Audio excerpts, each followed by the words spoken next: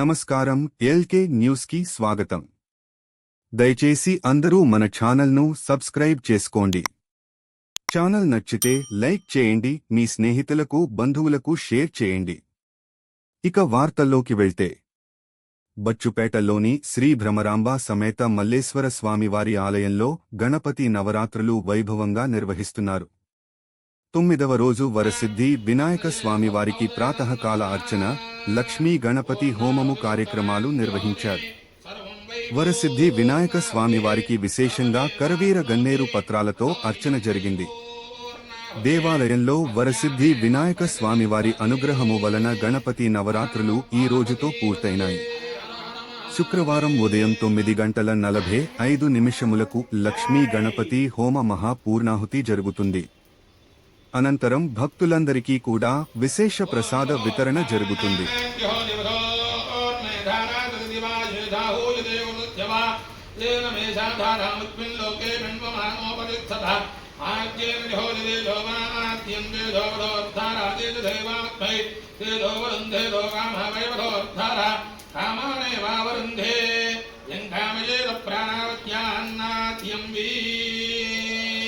జయ శ్రీరమణ గోవిందో హరే ఏడుకొండవాడ వెంకటరమణ గోవింద గోవింద.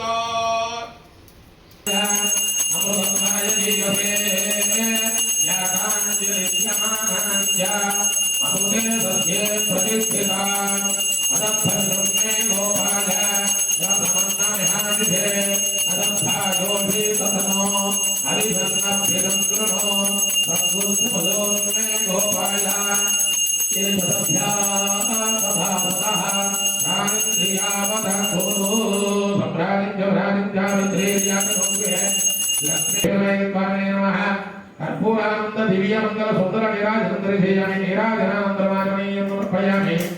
హర నమ పార్వతీపతయే హర హర మహాదేవ. లంబోదర మహారాజ్ కి ఓం మచిలీపట్నం నగరంలోని పలు ప్రాంతాలలో వినాయక చవితి పందిళ్లలో పలు సాంస్కృతిక కార్యక్రమాలు నిర్వహించారు. రాజుపేటలోని చిరంజీవి బొమ్మ వద్ద ఏర్పాటు చేసిన వినాయక పందిరిలో, రిజిస్టర్ ఆఫీస్ వద్ద, బచ్చుపేటలో, ఇంగ్లీష్ పాలెంలో ఏర్పాటు చేసిన వినాయక పందిళ్లలో స్వామివారికి ప్రత్యేక పూజలు జరిగాయి. కొన్ని పందిళ్ల వద్ద అన్న సమారాధన నిర్వహించారు. పెద్ద సంఖ్యలో భక్తులు పాల్గొని అన్న ప్రసాదం స్వీకరించారు.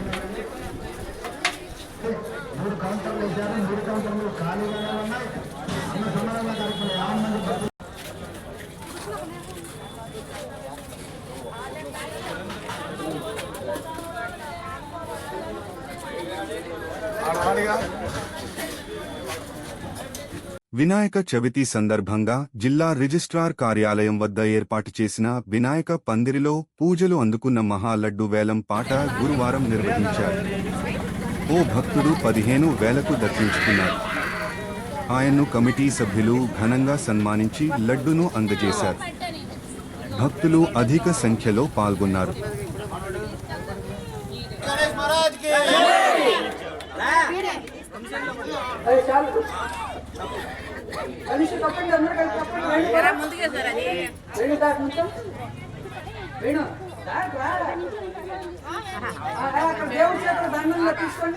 जय गणेश महाराज की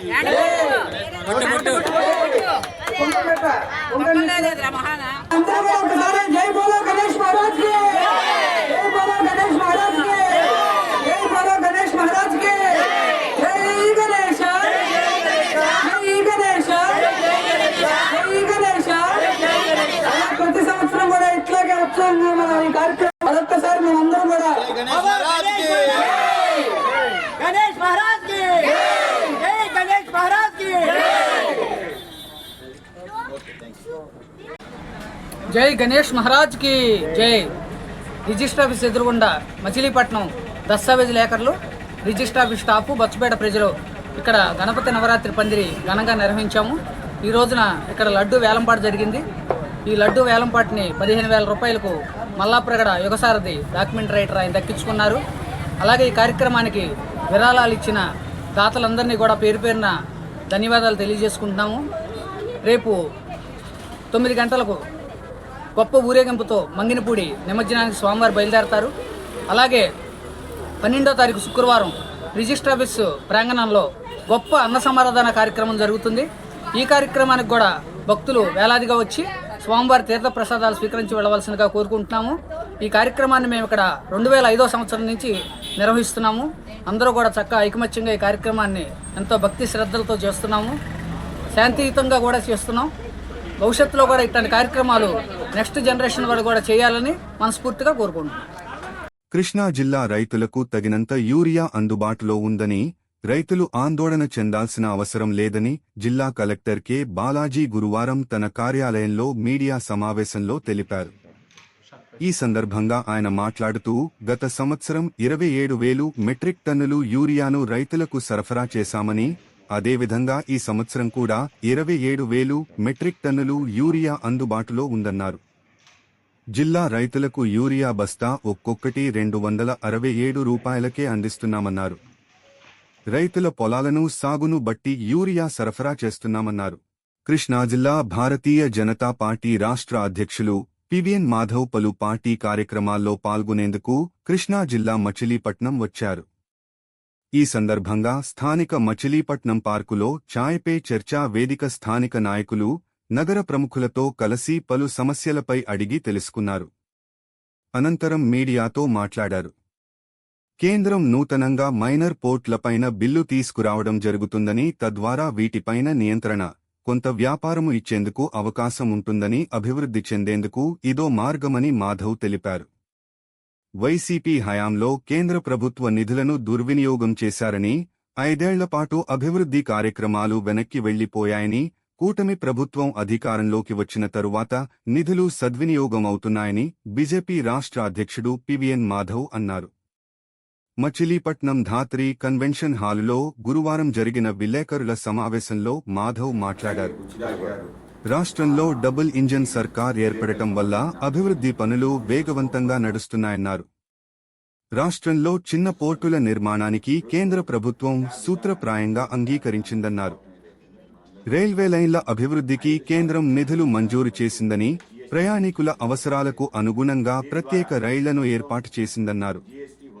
మచిలీపట్నం తిరుపతి వెళ్లేందుకు వారంలో 4 రోజులు నడుస్తోందని, ప్రతిరోజూ రైలు నడిపేందుకు కేంద్ర రైల్వే శాఖ మంత్రి అశ్విని వైష్ణవ్ దృష్టికి తీసుకెడతామన్నారు. బందరు రైల్వే స్టేషను అభివృద్ధి చేస్తున్నామని, లిఫ్ట్లు, వెయిటింగ్ హాలు అభివృద్ధి పనులు వేగవంతంగా జరుగుతున్నాయన్నారు. ఆంధ్ర బ్యాంక్ వ్యవస్థాపకుడు భోగరాజు పట్టాభి సీతారామయ్య స్మారక భవనానికి కావాల్సిన అనుమతులు, నిధులు కేంద్ర ప్రభుత్వం నుంచి త్వరితగతిన విడుదలయ్యేందుకు కేంద్ర మంత్రి నిర్మలా సీతారామన్ దృష్టికి తీసుకెడతామన్నారు.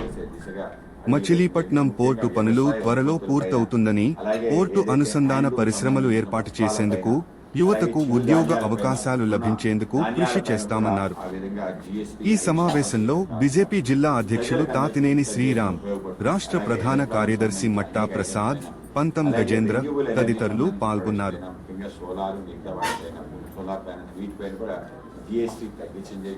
ముఖ్యంగా వీటితో పాటు శానిటరీ, అలాగే బిల్డింగ్ మెటీరియల్ పైన కూడా కొన్నిటికి ఇవాళ 5% చేయడం వల్ల పెద్ద ఎత్తున ప్రోత్సాహకాలు అందే విధంగా ఉంటుంది. ధరలు కూడా తప్పనిసరిగా తగ్గుతాయి. రాష్ట్ర ప్రభుత్వాలు దీని కారణంగా నష్టపోతామని అభ్యంతరం తెలియజేయని రాష్ట్రాలకి, ఎవరైనా 6 సంవత్సరాల వరకు ఎవరు లాస్ అయిపోయారో పూర్తి స్థాయిలో కేంద్రం కాంపన్సేషన్ ఇస్తుందని చెప్పి కూడా ప్రకటన చేయడం అందరూ కూడా సర్వత్రా కూడా స్వాగతిస్తున్నారు. ఇవాళ కొత్త ఒరవడిలో ఇవాళ మనకి పరోక్ష పన్ను విధానం వస్తుంది, అలాగే సేవా పన్ను విధానం మనకి అమలు కాబోతుంది. తద్వారా మనకి రాబడి 14% పెరుగుతుందనే అభిప్రాయం కూడా. ఆంధ్రప్రదేశ్ రాష్ట్ర మైనార్టీ ఫైనాన్స్ కార్పొరేషన్ డైరెక్టర్గా రాష్ట్ర తెలుగు యువత ఉపాధ్యక్షుడు డాక్టర్ హసీం బేగ్ నియమితులయ్యారు. ప్రభుత్వం పలు కార్పొరేషన్లకు డైరెక్టర్లను నియమిస్తూ ఉత్తర్వులు జారీ చేయగా హసీం బేగ్కు ఈ పదవి లభించింది. ప్రస్తుతం రాష్ట్ర తెలుగు యువత ఉపాధ్యక్షులుగా ఉంటున్న హసీం బేగ్కు ఈ పదవి లభించడం పట్ల పలువురు నాయకులు, స్వచ్ఛంద సేవా సంస్థ కార్యకర్తలు హసీం బేగ్ను అభినందించారు. చాలా కాలంగా హసీం బేగ్ తెలుగుదేశం పార్టీ కార్యక్రమాలలో క్రియాశీలక పాత్ర పోషిస్తున్నారు. దేశంలో జీఎస్టీ తగ్గింపుతో లక్షలాది పేదలకు ఎంతో ఊరట కలిగిందని బీజేపీ రాష్ట్ర అధ్యక్షుడు పివిఎన్ మాధవ్ అన్నారు. గురువారం జిల్లా పరిషత్ సమావేశపు హాలులో నాయకులు, కార్యకర్తల సమావేశంలో ఆయన మాట్లాడారు. ప్రధాని నరేంద్ర మోడీ జీఎస్టీ రేట్లను తగ్గించడం వల్ల పేద, మధ్య తరగతి ప్రజలకు ఆర్థికంగా ఎంతో వెసులుబాటు ఏర్పడుతుందన్నారు. ప్రధాని నరేంద్ర మోడీ జీఎస్టీ తగ్గింపు వల్ల 33 రకాల ఔషధాలపై పన్ను లేకుండా పోయిందన్నారు. సిమెంటుపై పన్ను 10% తగ్గిందని, అలాగే స్కూటర్లు, కార్లుపై పన్ను శాతం తగ్గే అవకాశాలు ఏర్పడ్డాయన్నారు. ప్రధాని తీసుకున్న నిర్ణయం వల్ల ఆరోగ్య బీమా, జీవిత బీమాలు ప్రజలకు మరింత చేరువ అవుతాయన్నారు. ప్రస్తుతం ఉన్న 4 స్లాబులు ఇకపై 5%, 18% పన్నులకు పరిమితమవుతున్నాయన్నారు. బీజేపీ నాయకులు, కార్యకర్తలు ప్రతి సోమవారం స్పందన కార్యక్రమానికి వెళ్లి అధికారుల దృష్టికి ప్రజా సమస్యలు తీసుకురావాలన్నారు. సారథ్యం కార్యక్రమం 22 జిల్లాల్లో పూర్తి చేశానని, చివరగా కృష్ణా జిల్లాకు వచ్చానన్నారు. ఎక్కడ చూసినా బీజేపీ కార్యకర్తల్లో ఉత్సాహం కనబడుతోందన్నారు. విదేశీ వస్తువులను బహిష్కరించి స్వదేశీ వస్తువులు వాడాలన్నారు. రానున్న కాలంలో మన ఊరు, మన జెండా కార్యక్రమాన్ని ప్రారంభిస్తామని, ఈ కార్యక్రమంలో బీజేపీ కార్యకర్తలు భాగస్వామ్యం కావాలన్నారు. భవిష్యత్లో బీజేపీ నాయకులు మున్సిపల్ కార్పొరేషన్, పంచాయతీలకు పోటీ చేయాలన్నారు. ఈ కార్యక్రమంలో బీజేపీ రాష్ట్ర ప్రధాన కార్యదర్శి మట్టా ప్రసాద్, రాష్ట్ర అధికార ప్రతినిధి బుచ్చిబాబు, జిల్లా బీజేపీ అధ్యక్షుడు తాతినేని శివరాం, బీజేపీ నాయకులు బొమ్మిడి గణేష్, కూనపరెడ్డి శ్రీనివాస్, కుమారస్వామి, శ్రీమన్నారాయణ, కుర్తి, సంతం గజేంద్ర, ధూళిపాల శ్రీరామచంద్రమూర్తి, సోడిశెట్టి బాలాజీ, బొమ్మిడి గణేష్, అభినందన, సతీష్ తదితరులు పాల్గొన్నారు.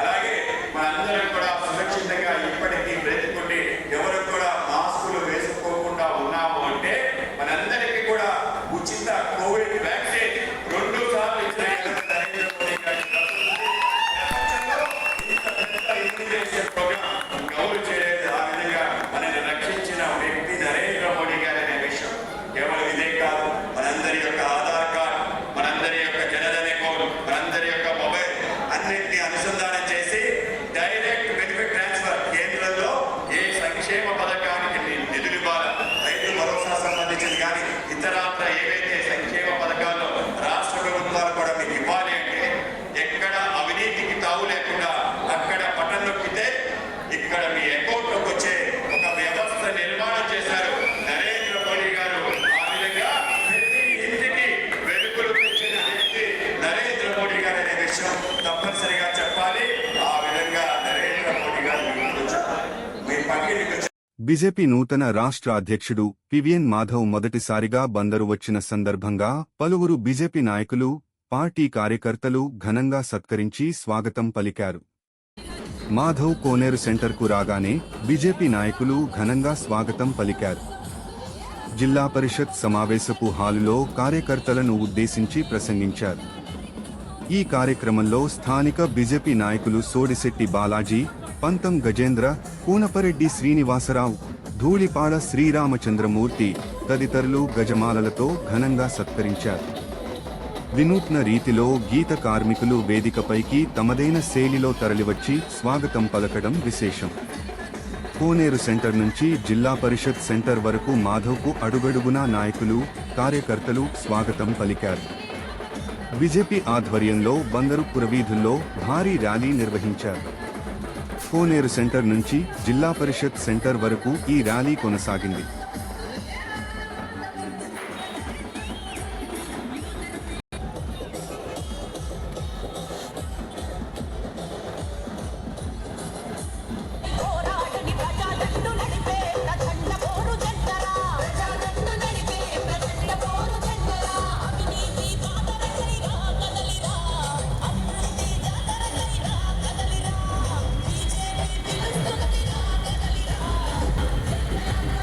ఈ వార్తలు ఇంతటితో సమాప్తం.